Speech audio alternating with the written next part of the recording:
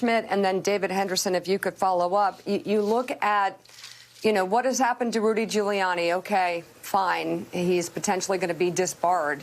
But we have a president and a ton of his minions, whether it be attorneys general, former attorneys, members of Congress, members of the Senate, all either not saying the big lie is a lie or actually backing up the big lie. And then you bring it to the insurrection, where you have members of Congress who are saying that it was, a day at the park, a tour, really, like not saying it was an insurrection. So I guess my question to you is sort of on top of your answer that this is such a surprise. We've never had to deal with something like this, and our system isn't prepared for it. So are we not prepared for our democracy completely being undermined? I love hearing your roosters. Completely being undermined by the President of the United States, who has a cult-like following. Is there any way to confront the big lie and the lies about the insurrection, or is potentially disbarring washed-up Rudy Giuliani the only recourse that the United States of America has to defend itself?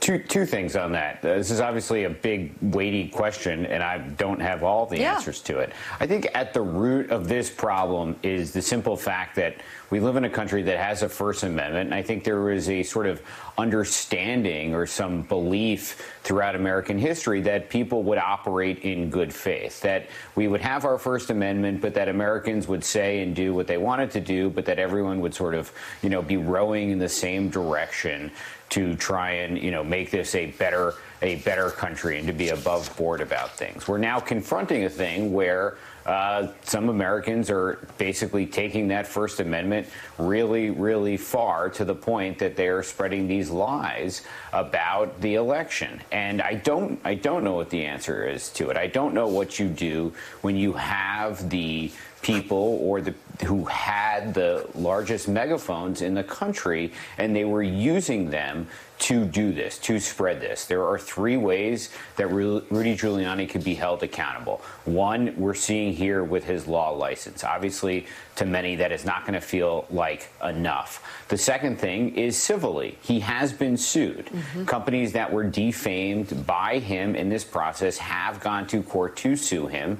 And in some cases, when they've brought these lawsuits against cable companies or others, those people have walked away from their statements. Now, the lies that they told have already been around and have laid the groundwork for other things, but they have moved away from that. So that process has begun and began in the weeks after the insurrection. The other thing is whether they could be charged criminally in that. And the bar for that, I think, in my understanding of it, is really, really high, to charge someone with, basically using their speech to have incited this. I understand why a lot of people look at what happened and what was said and see a direct line from it to the actions.